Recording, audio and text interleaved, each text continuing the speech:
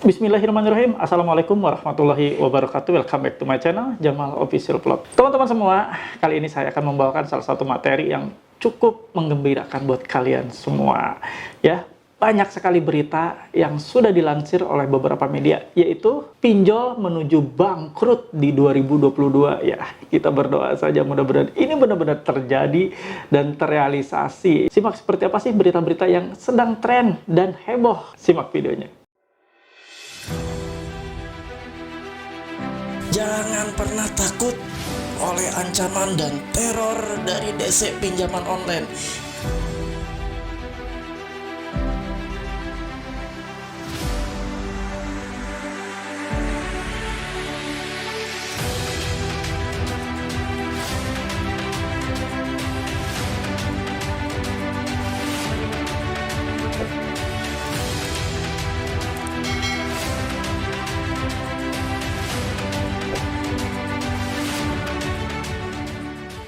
Alhamdulillah, teman-teman semua bertemu kembali ya dengan channel yang tetap memotivasi kalian semua dalam situasi gagal bayar seperti ini. Saya tetap mengedukasi kalian, menginformasikan berita-berita terupdate terkini terkait masalah pinjaman online berikut gagal bayar.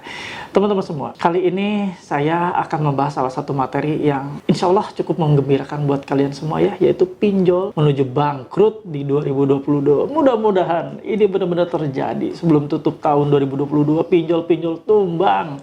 Dan mudah-mudahan riba di tanah air ini semakin sirna ya. Oke kawan-kawan, kenapa saya bisa bilang bahwa pinjol menuju bangkrut 2022? Karena banyak sekali berita di luaran, dan berita ini berita yang diambil ya, saya ambil langsung dari media terpercaya di Indonesia yang sudah memberitakan dan menginformasikan terkait masalah pinjol menuju ke bangkrut ini ya. Yuk kita simak beberapa berita ya. Ini saya ambil dari duniafintech.com ya. Nanti untuk link beritanya saya akan simpan di kolom deskripsi. Kalian silahkan baca ya. Untuk selengkapnya ini saya hanya kasih intisarinya saja dari berita tersebut ya.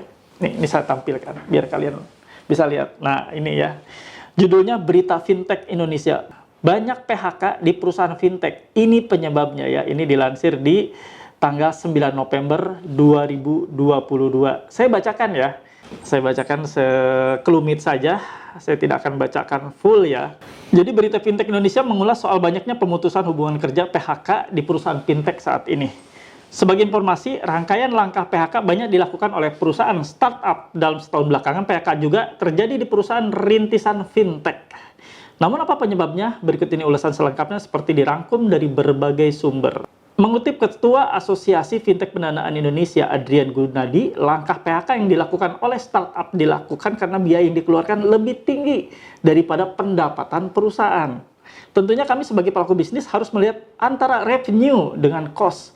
Kalau memang kami merasa atau dirasa cost-nya terlalu tinggi dan revenue tidak mencukupi, maka kami harus melakukan beberapa langkah, ucapnya. Kata dia lagi, keputusan melakukan PHK atau langkah PNCC lainnya diharapkan telah melalui analisis yang mendalam dan menyeluruh. Namun imbuhnya hal itu memang sulit dihindari sebagai pelaku bisnis yang ingin tetap mempertahankan bisnisnya. Oke, ya. Nanti untuk berita selanjutnya silakan kalian klik di kolom deskripsi. Jadi di sini bisa dilihat ya. Jadi tidak seimbang antara biaya yang tinggi. Biaya yang tinggi itu bisa seperti membayar karyawan, ya, menggaji karyawan, membayar kos-kos lainnya selama pinjol ini beroperasi. Tapi biasanya lebih banyak atau lebih tinggi yaitu menggaji karyawan-karyawan. Sementara karyawan sendiri tidak bisa berproduktif dengan baik, tidak bisa menghasilkan produktivitas dengan baik. Artinya tidak bisa, misalnya di bagian collection atau penagihan, tidak bisa menagih dengan baik, tidak bisa menagih nasabah-nasabah, alias banyak sekali dijumpai nasabah gagal bayar. Akhirnya mereka tidak efektif dalam melakukan tugasnya atau dalam menjalankan pekerjaannya. Akhirnya demi melakukan atau demi survive-nya perusahaan pinjol atau fintech ini, langkah-langkah dilakukan termasuk melakukan PHK seperti yang tadi dibilang ya. Jadi di PHK itu para DC pinjol, karyawan-karyawan pinjol ya yang tidak bisa berproduktivitas dengan baik atau bisa menunjang pertumbuhan laju perusahaan ya. Jadi tidak seimbang antara biaya yang sudah dikeluarkan perusahaan dengan pemasukan yang diharapkan oleh perusahaan. Akhirnya terjadilah PHK ya. Alhamdulillah ya. Mudah-mudahan yang sudah di PHK Allah akan berikan pekerjaan yang lebih baik, pekerjaan yang terbaik. Jadi jangan lagi ngedese ya. Jangan lagi Anda hanya mendapatkan gaji atau honor atau pendapatan dari perusahaan hanya gara-gara kalian menggonggong ya ke nasabah. Lagi ngosipin saya ya. Mudah-mudahan ya para DC-DC ini bisa mendapatkan pekerjaan yang terbaik. Karyawan-karyawan pinjaman online ini mendapatkan pengganti pekerjaan yang lebih baik ya. Kita doakan. Karena doa yang baik, doa yang didoakan oleh banyak pihak, didoakan oleh banyak orang, mudah-mudahan Allah akan ijabah sehingga mereka benar-benar bisa beralih profesi ya, hijrah. Bukan di dunia pinjaman online lagi ya. Yuk kita tengok untuk keduanya, berita yang kedua. Yang kedua nih ya, utang macet di pinjol tembus 5 triliun per September 2022. Nah, kita lihat nih beritanya. Sama. Untuk link beritanya saya simpan di kolom deskripsi. Kalian bisa lihat di sana ya. Nah, ini saya akan baca. Utang atau ini dari CNN Indonesia ya. Utang atau pinjaman macet di perusahaan fintech alias pinjol mencapai lebih dari 5,09 triliun per September 2022 berdasarkan statistik fintech yang dilansir Otoritas Jasa Keuangan OJK. Pinjaman tidak lancar atau menunggak 30-90 hari mencapai 3,6 triliun. Sedangkan pinjaman macet di atas 90 hari sebesar 1,49 triliun. Pinjaman tidak lancar tersebut berasal dari 1,9 juta rekening perorangan penerima pinjol dan 233 badan usaha. Sementara pinjaman macet berasal lebih dari 503 rekening penerima pinjol. Dari jumlah tersebut, penerima pinjol laki-laki dan perempuan nyatanya sebanding. Namun di sisi usia, pinjaman tidak lancar terbanyak berasal dari kalangan Gen Z dan milenial, yakni 19-34 tahun. Wow, ya, ABG anak-anak muda minjol lalu gagal bayar. Nah, ini 19-34 tahun. Dengan jumlah rekening penerima pinjol sebanyak 1,8 juta dan outstanding 2,17 triliun. Serupa, pinjaman macet terbanyak juga didominasi oleh kalangan Gen Z dan milenial dengan jumlah rekening penerima sebanyak 349.000 dan outstanding pinjaman 902,28 miliar. Nah, gitu ya, untuk berita selanjutnya silakan kalian lihat di kolom deskripsi, kalian bisa klik di sana tautannya. Kita bisa lihat betapa banyaknya yang nunggak sampai nembus 5, sekian triliun. Ini bisa mengguncang pinjaman online, mengguncang perusahaan-perusahaan fintech. Makanya kenapa saya bilang kan, gagal bayar adalah sesuatu hal yang bisa membuat guncangan-guncangan untuk dunia pinjaman online. Jangan diremehkan. Gagal bayar adalah upaya ketika kita sudah protes dengan cara-cara yang dilakukan oleh pinjol, khususnya bagian penagihan. Bagaimana penagihan mereka barbar, kita bisa barbar. Bagaimana penagihan mereka dengan cara-cara yang tidak elok, kita bisa lebih parah di tidak eloknya dengan cara gagal bayar. Gagal bayar bisa menghentikan operasional perusahaan pinjol. Gagal bayar bisa menghancurkan perusahaan pinjol, bisa membuat pinjol gulung tikar. Tapi mereka barbar, malah akan menguatkan kita. Sekarang mereka melakukan tindakan barbar, kita bisa lebih parah. Kita bisa lebih barbar dengan cara yang cantik, yaitu dengan tidak melakukan pembayaran. Mereka tidak melakukan pembayaran karena sudah ditekan sedemikian rupa, diintimidasi sedemikian rupa, diancam. Akhirnya mereka melakukan upaya-upaya lain setelah mereka lapor ke OJK tidak diterima, mereka lapor ke OJK tidak dihiraukan, mereka lapor ke AFI juga sama, tidak mendapatkan perhatian yang cukup serius atas kasus yang menimpa mereka, disebar data, dipermalukan, ke berbagai kontak darurat, tidak lagi sesuai dengan kesepakatan hal seperti itu. Akhirnya nasabah teriak. Apalagi nasabah-nasabah yang sudah didatangi oleh field call yang barbar, yang ngamuk-ngamuk di depan nasabah atau di rumah nasabah. Nasabah makin kuat dan menguatkan dirinya untuk melakukan aksi gagal bayar. Akhirnya terjadi. Jangan sepelekan. Gagal bayar benar-benar adalah kekuatan yang walaupun terselubung, tapi kekuatan yang cukup dahsyat untuk menggulung perusahaan-perusahaan pinjol, gulung tikar atau menuju bangkrut di 2022 ini ya. Oke, kita simak berita yang ketiga. Nah, ini berita yang ketiga ya. Di sini bilang bahwa OJK minta pinjol legal awasi kredit macet dengan cermat. Ini dari Liputan 6 ya. Saya bacakan berita selengkapnya dan kalian juga bisa dapatkan di kolom deskripsi link beritanya ya. OJK minta pinjol legal awasi kredit macet dengan cermat. Ketua Dewan Komisioner Otoritas Jasa Keuangan OJK, Mahendra Siregar, meminta perusahaan teknologi keuangan yang menyalurkan pembiayaan ke masyarakat alias fintech peer-to-peer lending atau sering disebut pinjol untuk bisa menyelesaikan kredit macet atau non-performing loan atau NPL ya. Kita biasa menyebutnya NPL secara mandiri. Kami lihat bahwa hal tadi perlu dari kacamata regulator perlu diawasi dengan lebih ketat ke masing-masing fintech, terkait juga tentu pesan kami ke para fintech tadi untuk bisa menyelesaikan sesuai dengan kondisi yang diharapkan, kata Mahendra dalam acara Indonesia Fintech Summit 2022 ya. Menurut Mahendra, industri fintech bisa berkembang besar ke depan. Hal ini melihat potensi yang ada baik secara teknologi maupun pasar. Sementara kita masih lihat potensinya, tapi kalau lihat pertumbuhan ekonomi tentu optimis. Seluruh sektor Indonesia pertumbuhan seperti tadi ya, tentu tidak ada alasan tidak optimis. Ya, OJK berkomitmen untuk terus memperkuat perlindungan konsumen di sektor produk dan jasa keuangan, khususnya dari ancaman platform pinjol tak resmi atau fintech peer-to-peer lending ya. Nah, kalian silahkan baca berita selanjutnya ya. Jadi hanya menyoroti hal seperti ini untuk bisa menjaga ya tingkat kemacetan. Tapi di satu sisi OJK juga akan kuat atau berkomitmen untuk perlindungan konsumen di sektor khususnya dari ancaman platform pinjaman online tak resmi alias pinjol ilegal. Kenapa harus pinjol ilegal, Pak? Sementara Anda adalah regulator dari pinjol resmi atau pinjol legal, peer-to-peer lending, fintech yang legal. Harusnya fintech legal di bawah pengawasan Anda. Harusnya Anda bisa mulai menertibkan. Harusnya Anda bisa mulai menindak para pelaku-pelaku bisnis yang sudah mulai keluar dari rel atau dari SOP yang seharusnya mereka tetap menjaga. Bagaimana tidak, Pak? Banyak sekali ya, Anda lihat gitu, OJK lihatlah, nyata gitu. Pinjol-pinjol atau fintech-fintech ini menurunkan kolektor atau debt kolektornya, melakukan intimidasi dan ancaman-ancaman ke nasabah, sudah bukan merupakan ancaman lagi, sudah nyata gitu.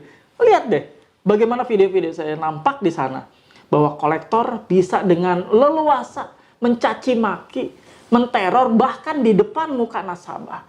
Ada juga yang menyeret nasabah sampai seperti mengeluarkan kata-kata kosor, kata-kata binatang. Seperti itu masih bisa gitu kan, tutup mata. Mereka hanya memburu pinjol-pinjol ilegal. Pinjol ilegal it's okay lah diburu ya. Tapi kalau pinjol legal dibiarkan begitu saja. Pinjol legal dibiarkan cara-caranya mereka menagih seperti itu, akhirnya terjadi pembiaran dan itu menjadi habit. Akhirnya pinjol-pinjol lainnya yang tadinya tidak melakukan hal itu jadi ikut-ikutan. Karena mereka merasa bahwa pinjol legal yang satu ini barbar banget ya cara nagihnya. Ah, gue juga ikut lah. Toh tidak ada sanksi yang tegas dari regulator khususnya dari OJK atas pinjol-pinjol yang nakal seperti ini. Akhirnya itu menjadi suatu habit, kebiasaan dan mereka bisa lakukan. Kapanpun mereka ingin lakukan, bisa dilakukan. Yang makin tersiksa nasabah. Nasabah sudah sedemikian rupa takut, khawatir, cemas atas tingkah laku dari pinjol-pinjol legal yang nakal seperti ini. Kita tidak bisa berharap banyak, cuma kita tetap bisa menggaungkan dengan cara gagal bayar. Gagal bayar adalah salah satu upaya ketika laporan aduan yang sudah kita keluhkan ke OJK, ke AFI tidak lagi didengar. Cara-cara seperti itu yang paling ampuh. Sudah kawan, nggak usah takut. Gagal bayar adalah sesuatu hal yang tidak ditakutkan dan tidak perlu dikhawatirkan dan tidak perlu dicemaskan. Anda tidak ada dana, terpaksa harus gagal bayar, ya gagal bayar saja sudah. Nggak usah takut kawan. Ya, ini adalah suatu pelajaran yang terbesar ketika kalian terjerumus ke dalam riba pinjaman online. Kalian akan mendapatkan perlakuan-perlakuan seperti ini. Kalian ya sudah, kalau memang tidak sanggup bayar, sudahlah. Ya, sudahi saja. Kalian jangan terfikir untuk melakukan aksi gali lubang tutup lubang, minjam sana sini, apalagi minjam pinjol-pinjol ilegal atau terjebak di joki-joki ya yang kesannya menjadi pahlawan atau hero untuk Anda bisa keluar dari seluruh jeratan dari riba pinjol ini. Tapi nyatanya mereka joki ini sebenarnya mereka lebih parah ya, lebih parah dari pinjolnya. Mereka lebih parah 2 kali. Joki pinjol, namanya joki loh gitu kan, untuk memuluskan usaha Anda meminjol lagi. Sebenarnya mereka bukan untuk menyelamatkan Anda, tapi untuk menghancurkan hidup Anda. Anda nanti akan ditagih oleh pihak pinjol, sementara data-data yang digunakan oleh joki ini adalah data Anda. Tapi jokinya ketika sudah jatuh tempo, ada kelimpungan, jokinya enak, enjoy, kipas-kipas, dapat duit gede. Tapi dia tidak ditagih, yang ditagih Anda, yang ketiban pulung Anda, yang masalah Anda. Makanya hindari, kalau tidak bisa bayar, gagal bayar, sudah gagal bayar saja. Jangan dicampuri dengan agenda-agenda lain dengan cara gali lubang tutup lubang. Waspada ya. Mudah-mudahan Anda semua terhindar dari bahaya-bahaya pinjaman online yang saat ini sudah mulai menggerogoti seluruh sendi kehidupan masyarakat. Halo teman-teman semua, jangan lupa untuk subscribe channel YouTube Jamal Official Vlog, lalu aktifkan loncengnya untuk mendapatkan notifikasi video-video terbaru. Terima kasih. Itu saja yang mau saya bagikan kali ini, mudah-mudahan bermanfaat buat kalian dan semoga kalian semua paham dengan apa yang sudah saya paparkan. Bila kalian paham, silahkan ketik di kolom komentar, saya paham dan saya siap gagal bayar. Oke, terima kasih, itu saja. Terima kasih untuk teman-teman yang sudah mendukung dan mensupport channel saya ini. Bagi yang belum mensupport channel saya, silahkan untuk subscribe channel Jamal Official Vlog, lalu diaktifkan loncengnya kawan-kawan, agar Anda mendapatkan notifikasi setiap video terbaru yang saya upload setiap harinya. Dan silahkan kalian sebarkan, kalian share di berbagai media sosial kalian, agar video-video saya ini bisa sampai kepada teman-teman kalian atau saudara kalian yang membutuhkan informasi yang terkini. Oke kawan-kawan, kita tutup dengan istighfar. Mudah-mudahan kita semua diberikan ampunan oleh Allah Subhanahu wa Ta'ala atas kelalaian kita, tidak mentaati perintahnya, dan mudah-mudahan kita semua jalan-jalan yang sudah kita lalui dan jalan-jalan ikhtiar usaha yang akan kita tempuh, Allah akan memberikan keridhaan dan Allah akan memberikan keberkahan atas semuanya. Amin ya rabbal alamin. Yuk kita beristighfar. Astaghfirullahalazim. Astaghfirullahalazim. Astaghfirullahalazim. Ya Allah, ya Rabb, ya Maha Pengasih, Maha Penyayang, ya Allah. Ampuni dosa hamba-Mu ini, ya Allah, yang sampai saat ini masih terjerumus ke dalam riba pinjaman online. Ampuni kami, ya Allah. Kami ingin segera tobat. Kami ingin segera hijrah. Kami ingin keluar. Kami ingin istiqomah, ya Allah, untuk sesegera mungkin keluar dari seluruh jeratan dan musibah akibat dari pinjaman online ini. Ya Allah, berkahi seluruh usaha kami. Permudah segala ikhtiar, usaha, kegiatan, aktivitas kami untuk memenuhi kebutuhan keluarga kami, keluarga anak, istri kami, ya Allah. Berikan semuanya kelancaran, berikan semuanya kemudahan, berikan semuanya keberhasilan, dan berikan kesehatan yang terbaik, kesehatan yang paripurna, ya Allah, agar kami dapat menyelesaikan dan menjemput rezeki yang halal dengan maksimal. Amin ya rabbal alamin. Alhamdulillah teman-teman semua, terima kasih. Sampai di sini kita pamit undur ya. Mudah-mudahan kalian semua sehat. Keep strong, stay strong. Terima kasih. Wabillahi taufiq wal hidayah. Wassalamualaikum warahmatullahi wabarakatuh. Bravo.